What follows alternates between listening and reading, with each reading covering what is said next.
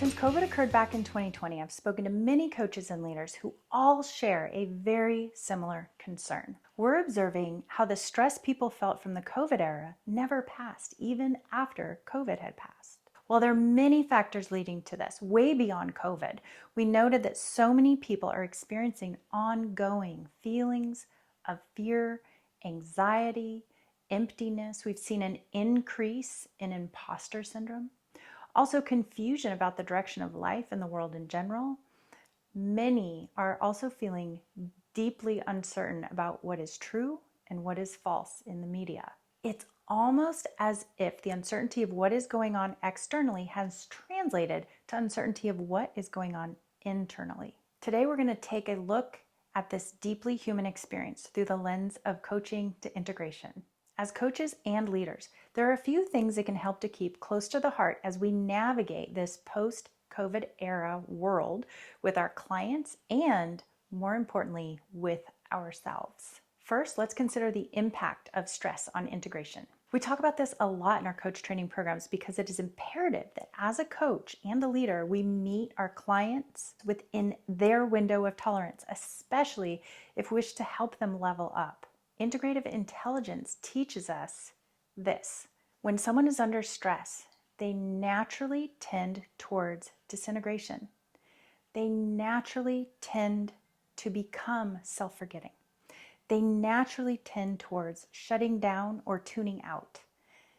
This is a normal human response. When we feel unsafe, we experience fear. And as we know, fear, when unchecked, amplifies worry, stress, anxiety, depression, and reactivity. So, what are the opportunities for coaches and leaders? Let's dive in.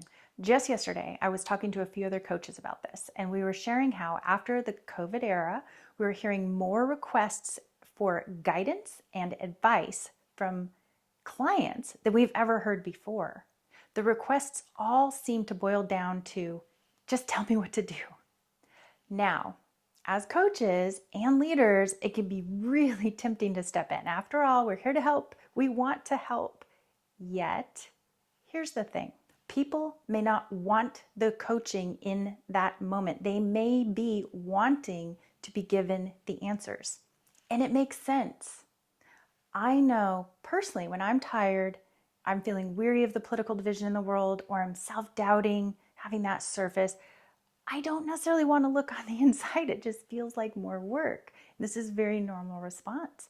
However, the very moments we may not want the coaching happen to be the exact moments when we need the coaching the most. Going inside when the outside feels the most daunting and uncertain is exactly the medicine and direct route to regaining empowerment. A Course in Miracles teaches true rest comes not from remaining asleep, but from awakening. And inspiration is the opposite of fatigue. So, as coaches, what do? When we live in a world where people need their own wisdom re-engaged, they need their own self-trust to resurface, and they need our support to get back in touch with their wholeness. Because in this post-COVID era, many of us have fallen asleep to the fact that what is within us is the best medicine for our lives, our hearts, our purpose, and our potential. So in these times, I invite us all to remember, as coaches and leaders, it's our role to help remove the blocks of limitation, not to join in the limitation, but to rise above it. As coaches and leaders, it's our duty to see the seed of potential in others when they can't yet see it in themselves. It is our purpose to help others tap into their wisdom gifts and expand their internal resourcefulness. So how can we best accomplish this while we face these post-COVID era challenges together? The next time you're with someone who's feeling the weight of the world, you can remind them you believe in what's within them. As their coach, as their leader, remind them you believe in their wholeness, their resourcefulness, and their gifts. And these are the very gifts the world needs. In essence, we can coach them towards integration. Integrative intelligence teaches us that each of us has everything that we need to succeed inherent within us.